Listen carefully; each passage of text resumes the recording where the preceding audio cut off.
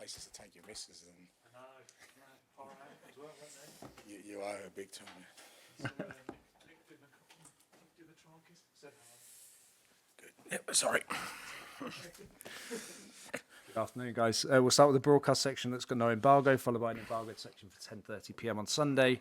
No live tweeting during the broadcast section, please, and use the microphone available for the broadcast bit and phones on silent. Gail. Hi, shall we start with the good old team news? Who's available, who's not, who came through? Yeah, obviously a bit unusual because we've still got a few days before the game. But at this stage, sort of from last week, everyone sort of got through the game okay. Benny Davis, who came off at half-time, still got a bit of a sort of ankle problem that he hasn't trained with the team yet, so he's kind of touch and go. Destiny, he's still working his way through it. We haven't ruled him out yet, so obviously we've still got 3 or 4 days up our sleeve, so it's probably 50-50 at this stage as to whether he'll be available. And everyone else is okay apart from sort of the long-term ones. After watching your side win in quite a different way on Friday night, you said, let the fans dream of what might be ahead and titles. What about you? Have you kind of allowed yourself to look that way? Are you believing that this group of players can go the distance?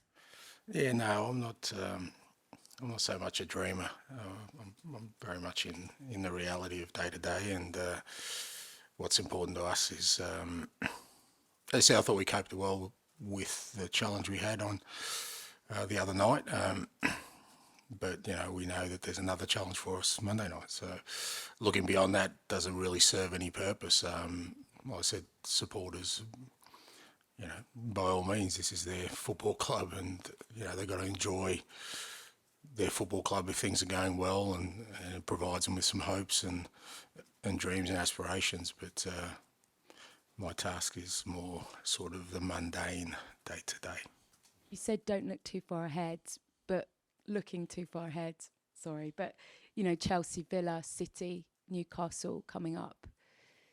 How big is this? How defining could the next few weeks be? Your side have come a long way very quickly, and you said there might be bumps, but also you said you're going to enjoy those bumps. Yeah, it's just part of the challenge, and again, you can sort of list those games, and you can sort of think about them collectively, or you can just concentrate on the biggest challenge for us, which is Chelsea on Monday night. So all those kind of things take care of themselves if you deal with the kind of, like I said, the day-to-day process. And really important for us, I've emphasised to the players, we just stay in the present. It's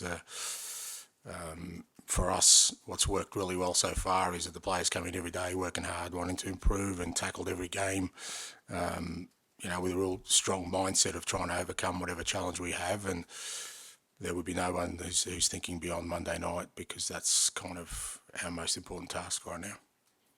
Alex. Hi, Ange. You've had over a week to prepare for Monday's game. How have you managed that time, and have you given the players some days off? Yeah, we had a couple of days off sort of straight after that game, and because obviously we had the short turnaround Monday to Friday, so we had a short turnaround between the games, so it made sense to give the lads a couple of days off. And they realise when you have a couple of days off, you work doubly hard when you're in. So they've had 3 fairly intensive days. So it's been a good week. Opportunity for us to work on a few things, physically, tactically, and I've had a solid block of training, which is good for us. We want to sort of try and compensate for the fact that we don't have a game. Obviously midweek, because we're not in Europe, and obviously the Carabao Cup, and it's really important that we try and keep our players as fit as possible, not just the starters, because obviously without games midweek, a lot of guys aren't playing a lot, and we're going to need them. So we use that time to try and work as hard as we can in training to compensate for it. Did you go to the team meal? Look fun, the team meal? The reason it was fun was I wasn't there. So. Arsenal, City and Liverpool could go above Spurs before they play on Monday? I know you've said that you're not looking too far ahead, but how much of a focus is there on the league table right now? Are you looking at it and think, I want to stay up there? No, like I said, you don't use it as, it's the obvious barometer for how you're going, for sure. And we're in a good position. We obviously want to stay there, but it's not, it's not the driver of, like I said, where we are at the moment as a team, because for us, while we're building, kind of a way of playing, a way of training, a lot of new players being incorporated into where we are as a football club at the moment. Our mindset just needs to be on, like I said, tackling each challenge and really focusing on ourselves right now. Whatever the sort of table shows, it'll show, but the only influence we can have on it is by making sure that every game we tackle it. Just finally, nobody likes being reunited with their ex, especially when they're with someone that they never liked. But how hopeful are you that the Spurs fan base will take the moral higher ground because they're so in love with you now and not show any hostility or animosity towards Mauricio on Monday? Jeez, that's a lot to take in, and thankfully those kind of days are well past me. I think your reference is to Mauricio, yeah. All right, so I'll try and get to that. Look, it's undoubted that he had an unbelievable impact on this football club. As all of us, I guess, in our roles, that's our ultimate goal and ambition, is that whatever kind of doors we go through, that we make an impact, and he's had an undeniable impact on this football club. His time here, I mean, he almost took the club to the ultimate summit of the Champions League, got close to the league. So his work is unquestioned. Everyone I speak to around here, there's still people who worked with him, can't speak highly enough of him as a person, as a manager. So I doubt there'd be anything but respect, for Mauricio from anyone at this football club, supporters or people associated with it. That doesn't mean he's going to get a guard of honour on Monday night, because we want to win, and I don't think you would expect that. But his tenure here and his impact here is undeniable, and I think will stand the test of time. That whenever people think of Mauricio and his time here as a Spurs manager, we'll only look upon it with respect and fondness. Ange, how are you? I'm just getting over my ex, mate, and thinking about the future. Yeah. Just kind of following on from that, do you, in a way, see your style of play to be in any way similar to Mauricio's in terms of being attacking, good to watch, entertaining football? Well, it depends how you define it, mate. I think I've said before, I don't think, we're all sort of, unique in our own way. I don't think, you can just sort of say that, there's very two styles of football mimic one another. Mauricio has his way of his team's playing. I have my ways. We both, I guess, from that point of view, want our teams to be sort of progressive and attacking in their approach. But it's I think there's a lot more nuance than just saying because two managers or two football clubs are kind of showing some of the characteristics that means they're alike. One of the most impressive things from outside of Spurs so far, the signings have been great, but also the players that were here last year who looked like they were underachieving, looked like they weren't enjoying it, looked really down. You've rejuvenated them. How have you done that? Look, it hasn't been sort of anything specific or predetermined. We've just changed the environment and changed sort of the way we train and the way we do things, and then it's up to the players themselves. It's as much their decision as mine as to whether they embrace that and take it on board. I don't think there'd be any player who wouldn't take responsibility for what happened last year. It wouldn't just fall at the manager's steps, and sort of manager's feet. It's when you have a tough period, everyone. What I found anyway is, the real sort of strong people understand that they're just as culpable as anyone else. And the only way to change that is by, changing, and embracing whatever the new direction is. And, whether there have been existing players and new players, everyone's, all staff, they've been prepared to do that, which means to me that they've accepted responsibility for what happened last year, and now understand that if we're going to have success, if we're going to be the team we wanted to be, they've got to take their own share of that responsibility by buying into it. Finally, Heung-min Son seems to be thriving under the captaincy. Two parts. One, was he an obvious captain for you when he came in and Harry was leaving? Did you think, right, he's definitely it? And secondly, do you think that's what's got him back to where he was kind of 2 years ago, that added responsibility and leadership? Was it the obvious one? For me, it seemed to be the right choice. Some of these things are just about timing and where a group's at and where the individuals are at. And like I've said before, I've got a long history with Sonny, not directly, but I've been well aware of him as a footballer for a very long time because of the part of the world I come from. And I've always really liked the way he's carried himself for his club, for his national team, the way people speak about him. And working with him here, I had no doubt he had all the qualities to be an outstanding leader, whether that was as captain or as part of the leadership group. But I think, particularly with Harry leaving, there was a massive void there, and both on and off the field in terms of presence. And I just thought Sonny was a really good choice to fill that void, and I knew he would take it in the right way. And he's had great assistance from Guti Romero and Matters and other senior players within the group. And I think, has it helped him with his game? I think it's well chronicled. He had some issues last year physically that sort of hampered him, and I think he feels like he's in a good place. And maybe the extra responsibility is added to that he's really enjoying his football and wants to make an impact. Ali. Ange. Johan Lang started this week. First off, have you managed to have any discussions with him yet? Obviously a busy man, but have you managed to chat to him? And also, how important is it getting him in and Rob McKenzie coming in as a chief scout in good time for the January window? Yeah, look, I've caught up with Johan. Nothing too sort of formal. I don't have the attention span for long meetings, mate. So it tends to be just casual chats with people. I think it's the best way to get my my sort of point across if I need to say anything. So he's the good thing is he's in the building now, so he's interacting with all the right people.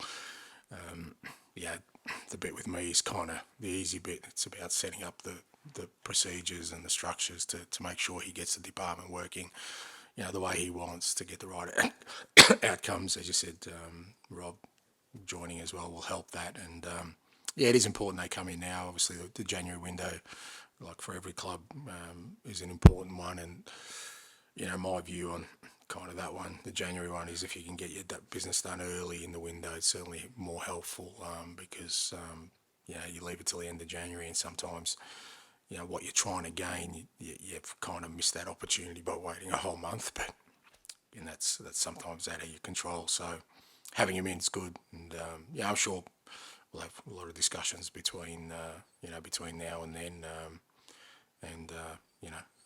looking forward to working with him. Pat Matassar, very impressive again against Crystal Palace.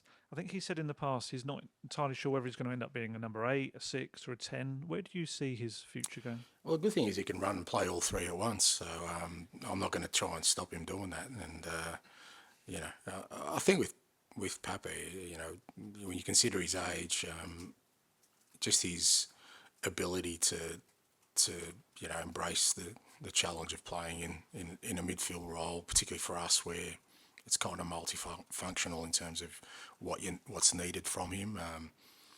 But he has this great capacity to, I think for him it's a great strength to just run and provide energy in many different areas. And I think having him there helps us a lot because, like I said, he sometimes is a 6, sometimes he's an 8, sometimes he's a 10, sometimes he's a fullback, and he does all that, with ease, which is not easy to do because it does require some real sort of, energy and real strong work ethic. And I think as he gets more experience, he'll refine the areas of his game around.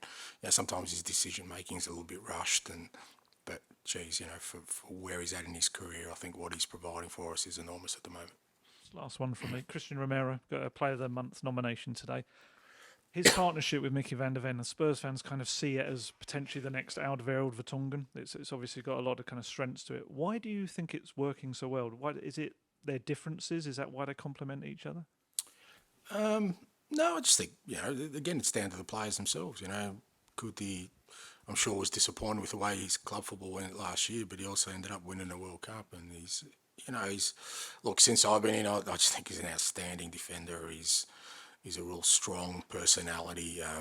He's got a really, winner's mindset in everything he does. And, for us, it's, I said before, I think there's great growth in our front third, but the way sort of our defensive side of the game's come together when you consider, Vicario just joined the club, Mickey's just joined the club, Destiny's just come across his first year, and Pedro, it's his second year, but probably first year playing us in that position.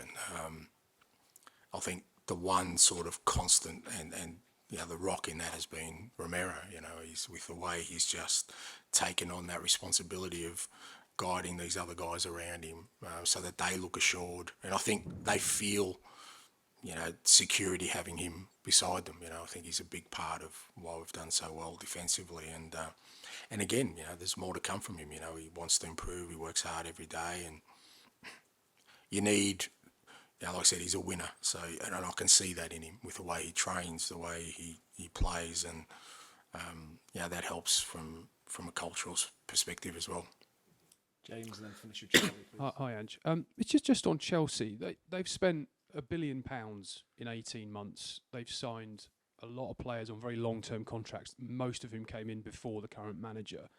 And now he's got to try and mould that into a team. I just wonder what you made of that as a sort of managerial challenge, that whole picture over the last sort of 18 months. Yeah, look, I'm reticent to comment on those kind of things because what I know is that you don't really know what challenges exist until you're in it. So even here, people can assume what kind of challenges I had coming in, but it's probably not a tenth of kind of what we had to sort of do or what I felt needed to change to happen. And, whether that's Mauricio or any other manager, I guess, you don't really know what they're having to deal with to get to the end point. But, at the same time, while, others may look at it and say, that's a real difficult one. There'd be managers saying, I wish I had $1 billion to spend and waste, because there's always, what people sometimes see as an advantage is not necessarily the case. What others see as a disadvantage, not always the case. And it's, that's the challenge for all us managers.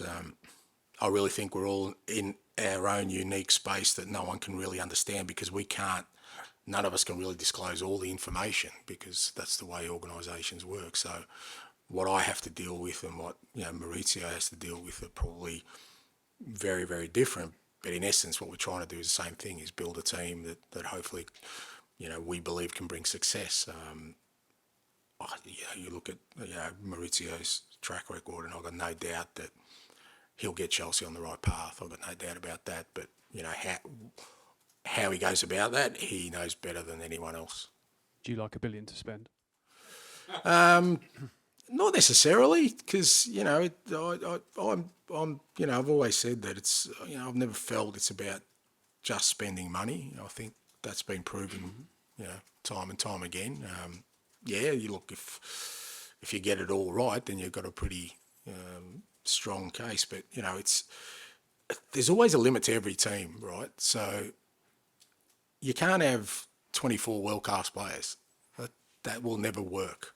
It doesn't work. It's been proven. It's about having a squad that's balanced, guys that are committed to a cause, guys who maybe, aren't going to play every game, but every time they play are going to make a huge impact for you because they buy into what you're trying to build. So, just spending endless money to get the best players is, it's been proven time and time again, is not the answer. What the answer is to get the right chemistry in your team, in your squad, to have 24 players committed to one cause. And I don't think you can do that if you just get the 24 best players in the world. I just don't think that's a headache I definitely don't want.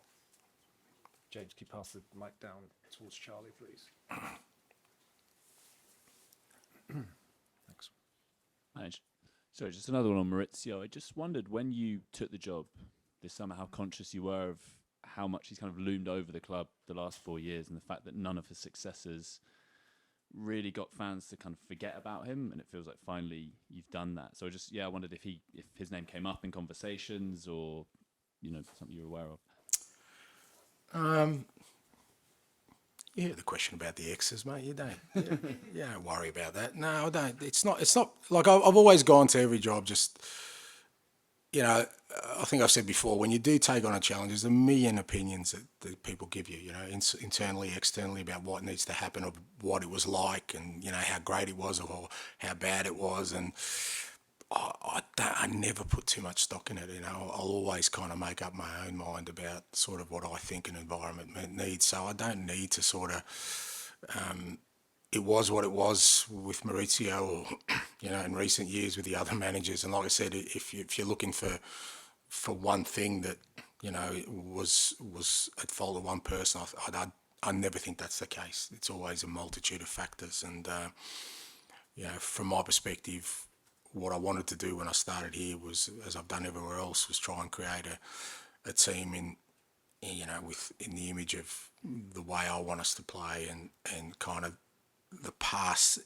I think if you chain yourself to that, then, as I keep saying, you can't make meaningful change if you kind of go in with those kind of preconceived ideas. Have you ever given thought about going back to a previous club or the national team, and sort of the pros and cons of doing that? No. Look, knowing my nature, it's unlikely. God, we're getting something. Once they're exes, mate. So you've messed with my head now. I'm thinking about that all the time. I feel like, whenever I've left, I've kind of, for the most part, I've left on the back of success, and I like to leave that memory sort of as it is. I just don't think there's any real purpose. I wouldn't see myself going back anywhere where I've been, but who knows. And just lastly, you talked last week about how the fact that one thing that hadn't quite clicked yet was in the attacking sense.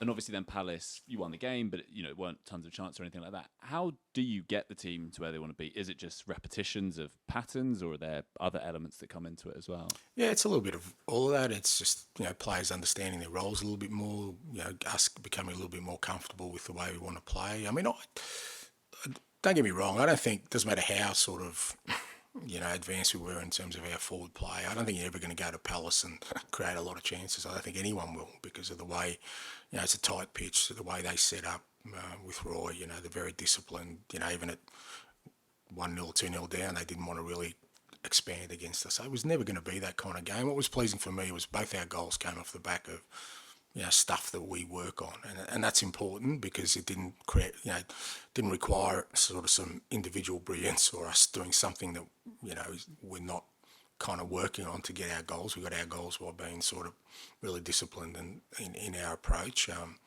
But like I said, I think when I look at at the start we've had, I still think there's so much more upside in our front third play.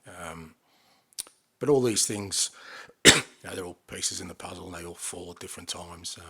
We'll just continually work on it, and I'm sure it's areas we'll improve in.